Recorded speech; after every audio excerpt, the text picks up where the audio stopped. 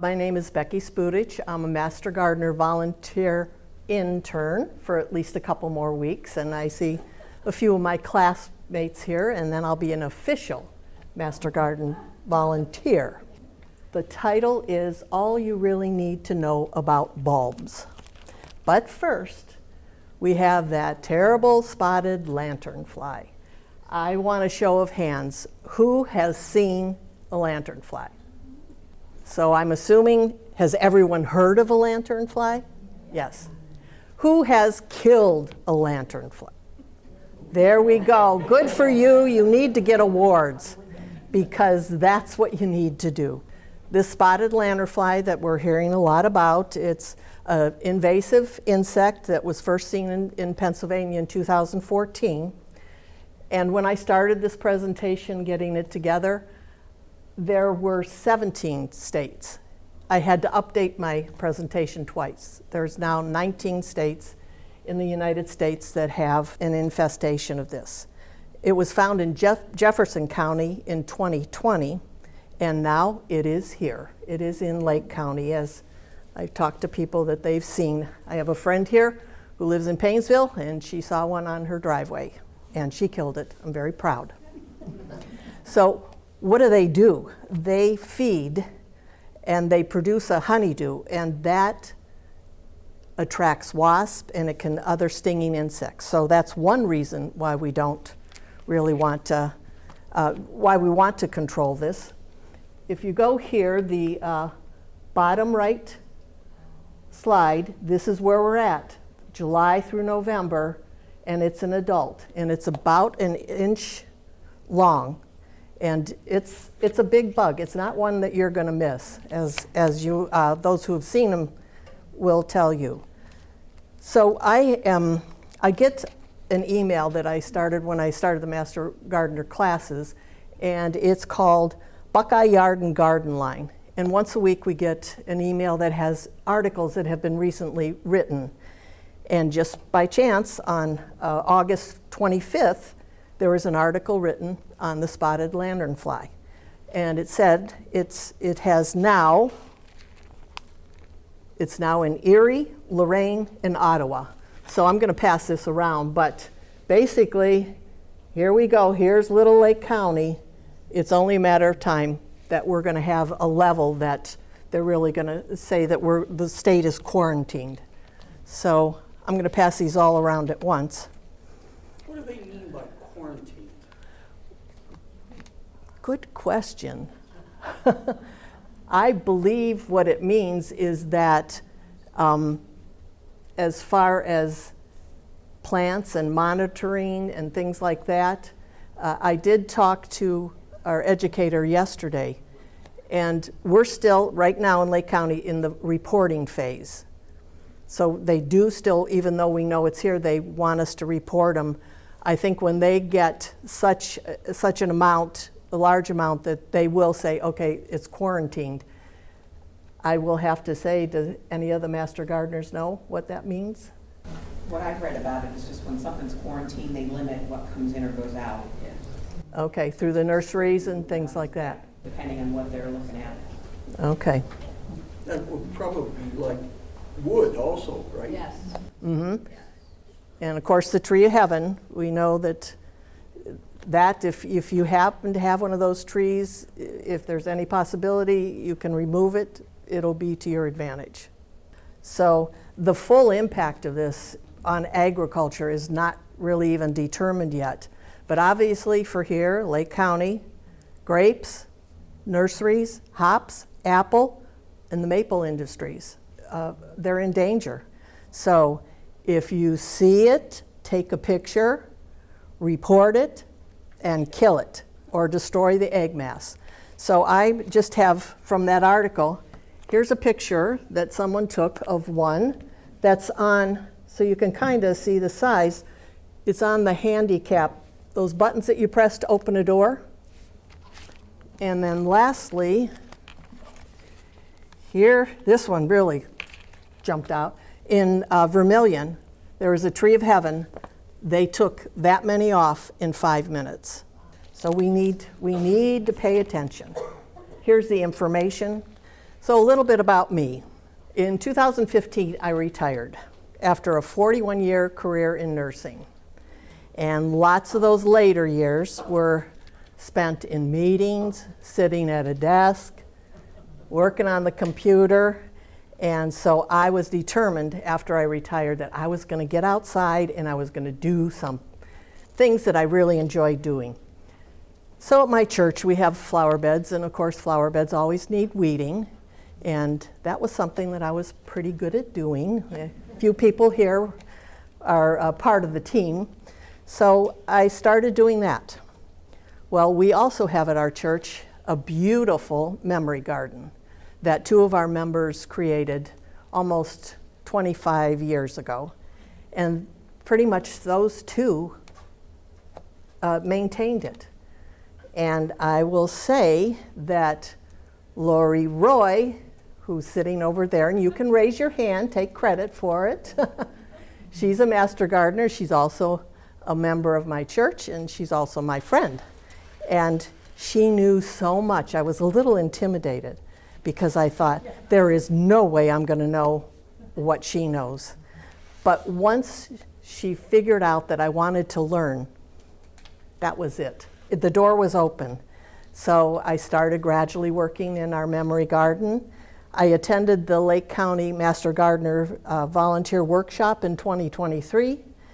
And then in 2024, I attended the Master Gardener Volunteer Training. And there are several people, thank you for showing up, who are my classmates. So what I've learned, I learned a lot. Our manual for the class is pretty big. I made lots of new friends, and I've had fun. I also learned that you shouldn't volunteer to make one of these presentations when you've never planted a bulb, when you think that September of 2025 is way off. No, it's here. So here we are, so let me share a little of the information that I found. We are going to start out with the basics. And this is from my Ann Shannon, our educator, our training book. True bulbs consist of underground stems surrounded by modified leaves which contain stored food for the plant. It sounds simple, but now as I started researching, you have major bulbs, you have minor bulbs, you have other plants that are included with bulbs even though they're not true bulbs. And as I said, I am a beginner, so for the purpose of this presentation, we are just going to focus on the basics. And I probably should have renamed this Some Things You Should Know About Bulbs, because this in no way is complete. And I'm going to ask my fellow master gardeners, if I say anything wrong, correct me. And if I get a question I can't answer, I'm going to be looking at that back corner. So, what's a true bulb? This is an allium, and that is a true bulb. They have scales that are held together by a basal plate. This is the basal plate on the bottom where little roots come out. And examples would be tulips, daffodils, allium, and lilies are also can be true bulbs, but they do not have the covering that this is kind of like an onion covering. I guess an onion would be a bulb. So when I started in, I thought, if I thought of a bulb, I thought of a tulip or daffodil. So obviously, I've learned a little bit there. So what are those other bulbs that are, the plants that are grouped with bulbs? This is called a corm. It's compressed. It's kind of, the stem is compressed on it. It does have the basal plate, and the food is stored in this bud on the top. An example would be a crocus. I think we've all seen those beautiful crocuses that kind of come up in the spring and let us know that this winter is not going to last forever. Then we go to another plant that's grouped with bulbs, is a rhizome. And this is an example, actually from my church. It's a bearded iris, and it has a thick, swollen underground stem. It does not have a basal plate or scales, and it grows horizontally just below the surface. It spreads easily, and like I said, it's the bearded iris, the lily of the valley, and the canna. Canna or canna? Canna. Thank you, Lori. So last year, my friend said to me, you know, I'm dividing up some of my bearded irises. Do you want some? And I said, sure. She brought this paper bag, and I looked and I thought, what the heck is that? I had no idea. I had to do my research. I had to figure out how to plant it, where to plant it, how to take care of it. And the bottom picture right there is one of the flowers that I got in my yard. So I did have success. Now, there's also other plants that are grouped with bulbs, and the tuber is one of those. This is a tuber of the cyclamen. That's what it looks like up there, and then the picture down there. It has a swollen underground stem, flattened on one end, and Lori also gave me an example of this. It doesn't have a scale or a basal plate, and another odd looking. And you can come up and look at these afterwards if you'd like to. One advantage is we share our pictures, and we have emails that we send pictures. This is what's going on in my yard, and these were from one of my classmates, Bruno, and you'll see a couple lilies, an iris, and here we go. Crocosmia. You could tell I was at Lori's house yesterday. I said, I don't know how to pronounce that. And then last but not least, tuberous roots. Now this I do not have an example of, but this is a tuberous root for a dahlia. And they have thick, swollen roots. They are very hard to distinguish from tubers, and they must have a bud and a piece of stem, and a peony and a dahlia would be an example of those. So what are we going to do? We're going to take a walk around your yard. Just be observant. Do you have a bare spot that you always think, oh, that looks so empty, that you'd like to fill something in there? Look at your sun requirement. Sun, is it shady? Is it full sun? What about the drainage?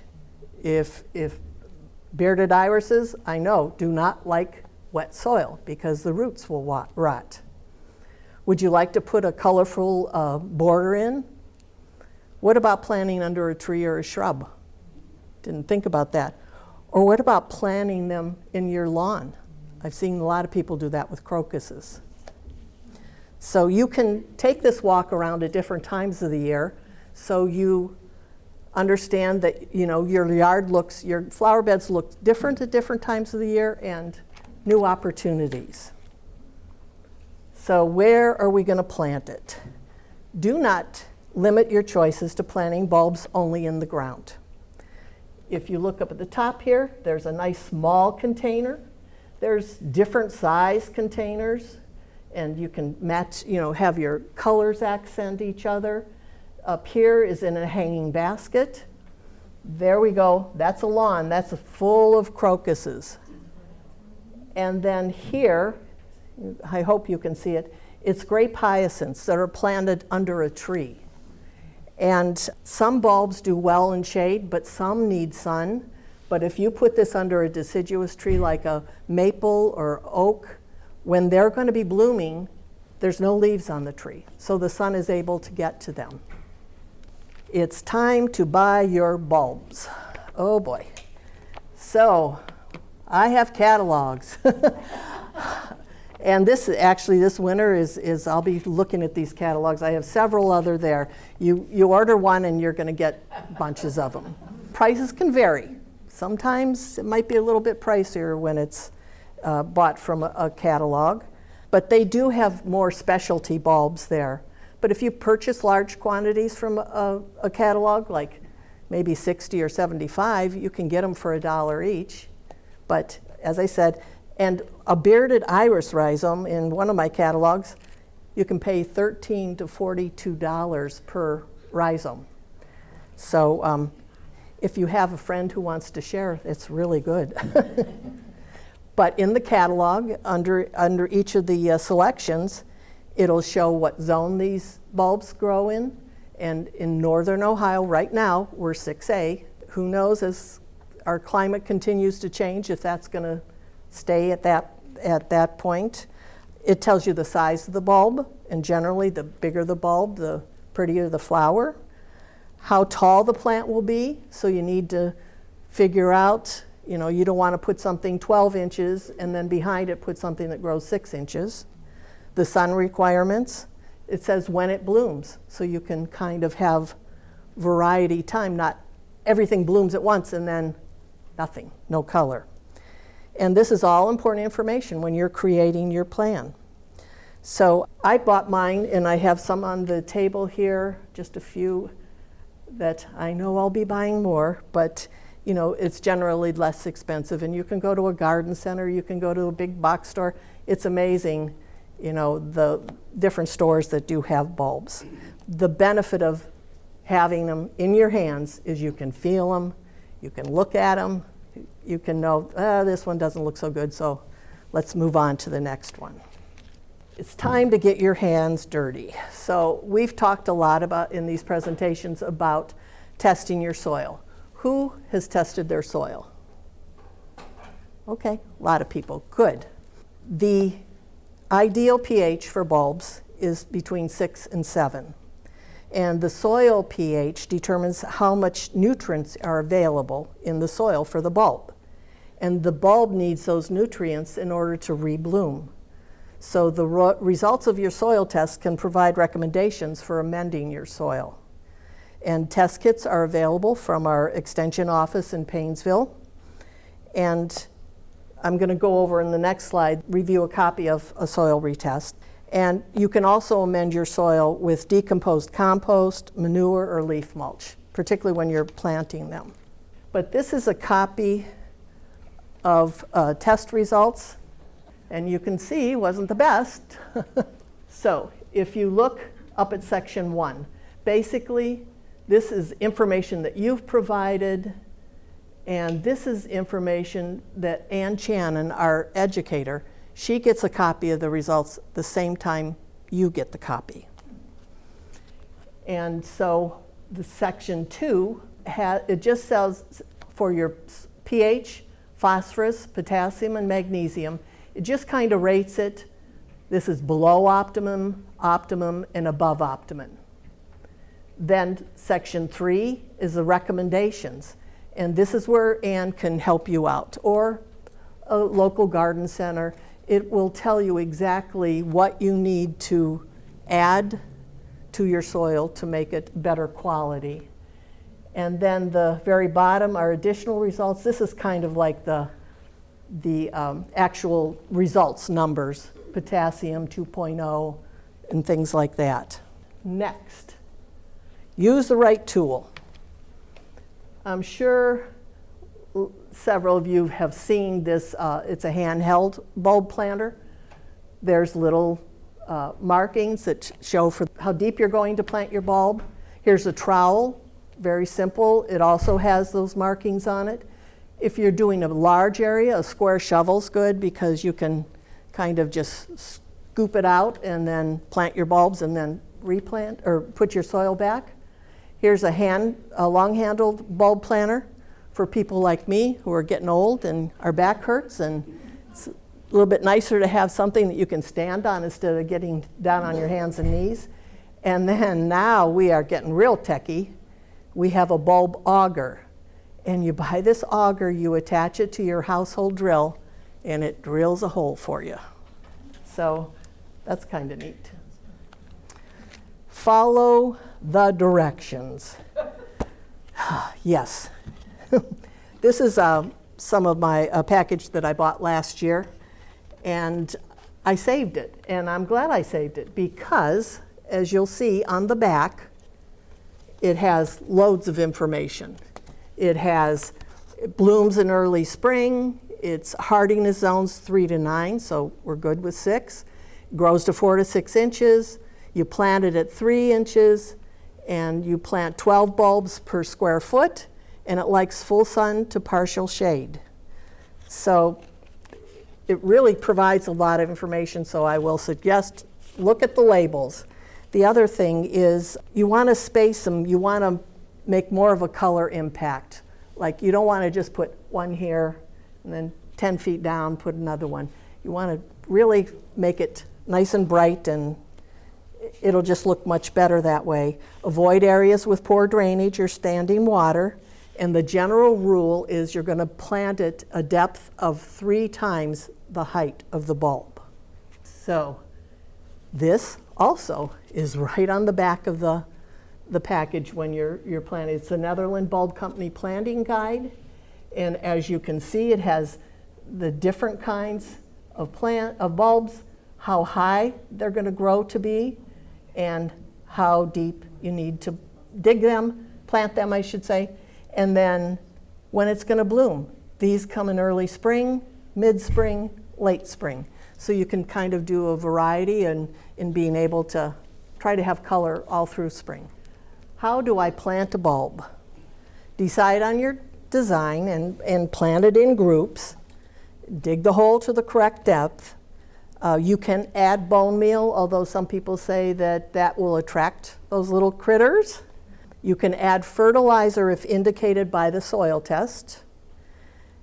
Wire boxes are available, and right here is an example of that. You can buy them. I tried to make my own little special one last year. I bought the wire and I bent it, and it was kind of successful, but I had some pretty persistent rodents. So if you're having a hard time deciding, well, which way do I plant it, up or down? Generally, the pointed end is going to go up. And you can see where the little roots are here. If by some chance you happen to plant it upside down, it will do a U-ey and go in the right direction. But that's taken a lot of energy that bulb could be putting into making some beautiful blooms for you. And as I said before, your root fragments can also help you to determine which way. Cover it with soil, water, and then 2 to 3 inches of like the shredded mulch or leaves that I said. In our zone, we usually plant between September and November. When the soil temperatures are starting to get down into the 50s, nighttime temperatures get down into the 40s, it's time. And for us, getting them in the ground, because we can have pretty severe winters, it's important to get them in the ground so they can work on establishing some good roots. Okay, everybody's got a neighbor who is the perfectionist. And this is my neighbor's, just one part of his flower bed. He is very, very detailed in how he lays out. He does lines, and I get the benefit of looking at this out my kitchen window. It's just beautiful. And he's a perfectionist, but I love the look of it. And you're thinking, now wait a minute, there's tulips. Why is he planting tulips when we have deers that are walking in my driveway during the day? Well, I don't know if you can see it. He has a really good idea. See these little things here? They're little bamboo stakes. And he drills a little hole, and then he puts fishing line and does from one to that. And so he literally is making 2 rows of that line. When the deers come up, they bump against it, and they didn't eat any of his tulips. So. Does that work with squirrels? Because squirrels are the ones that move my tulips. Yeah. Yeah. Well, he has a couple very large dogs, so that might help.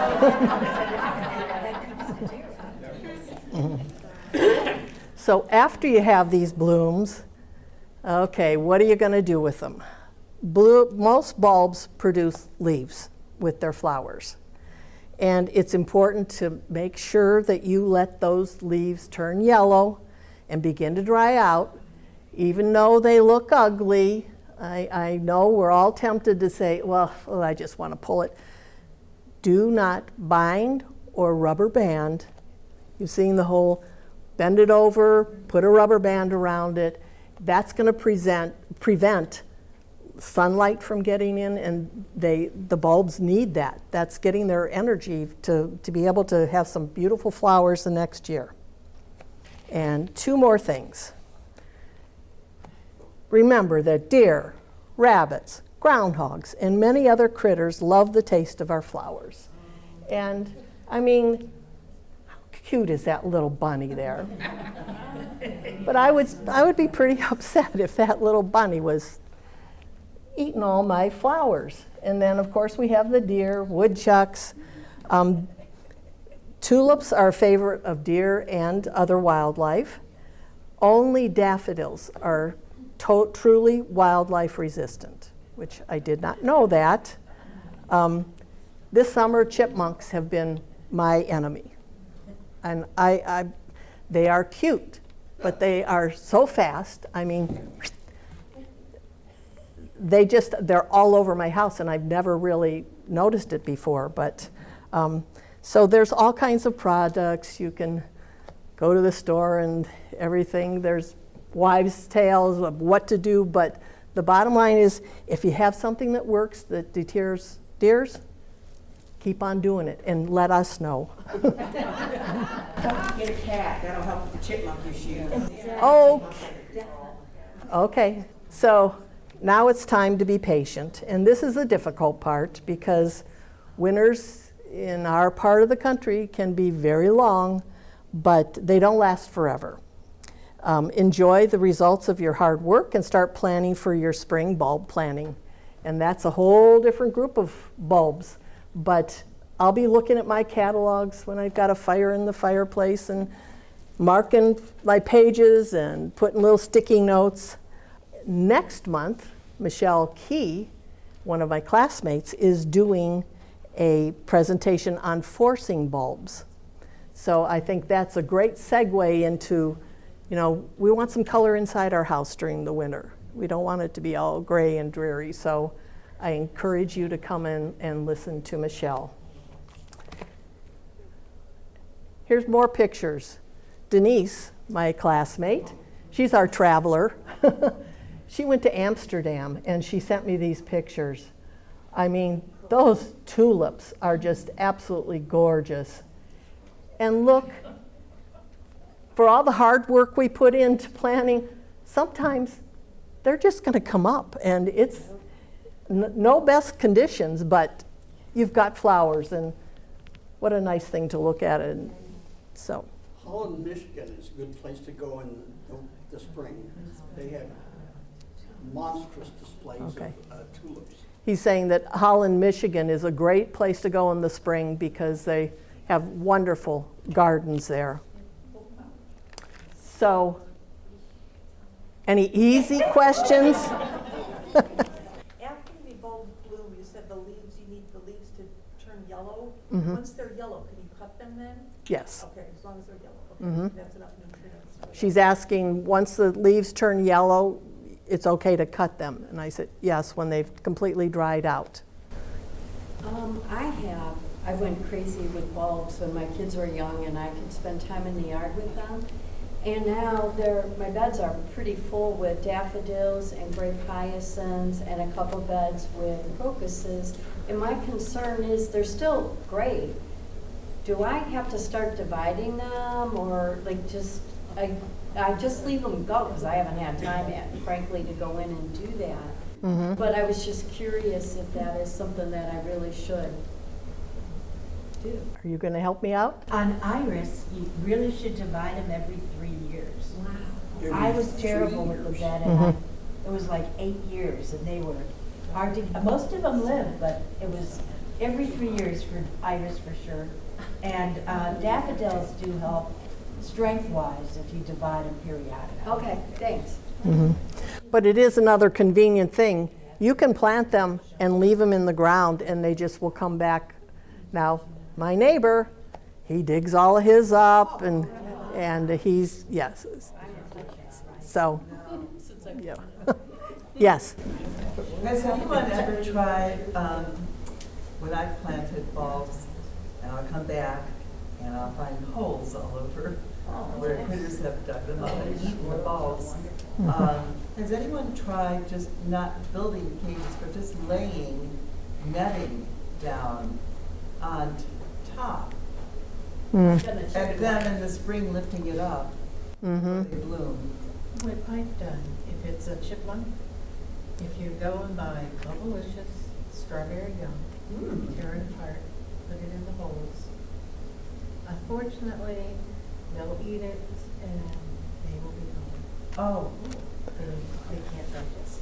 oh, So they're underground and they're dead. Okay, we will repeat what she just said. Bubblicious strawberry bubble gum. She puts that in the holes that have been left. Bubblicious strawberry chewing gum. Breaks it up into pieces, puts it in the holes, and they eat it. Yes? I have bearded irises, and when they come up in the spring, they like fall over. Like they're so tall that they just fall over. So is there any way I could maybe do something to stop that? Did I not plant them deep enough, or? No, any tall plant, whether it's a bulb or if they get a certain height, they're going to. What I did is I bought little plant stakes and I put it down in the center and then just very gently tie around it and to hold them up. You can buy wire plant cages to put around to hold them up. And you did that after they came up, like they're coming up, they're getting too large, and then you put the stake in and just tie them up. Right, yep. Any other questions? Judy? Do these bulbs have a tendency to reproduce, grow when they're in the cages as well as when you plant them then? I would think so, as long as the holes are big enough that they can grow up through it. I would think you wouldn't want to put a wire mesh because, yeah, it'll keep the rodents out, but your bulbs have to come up. Another thing I did, just go to the dollar store, and as my bulbs were coming up, I bought a little wire basket and I just put it over the top of it so the sun could still get in, but they couldn't get in. But then you can't see it. You could also buy like one of those like black like faux fences and just put those in front of the irises just to push them back and keep them alive. Could I do that? Yes? Okay. Yep. Thank you. Okay. Do that either. Okay. No more questions? Thank you.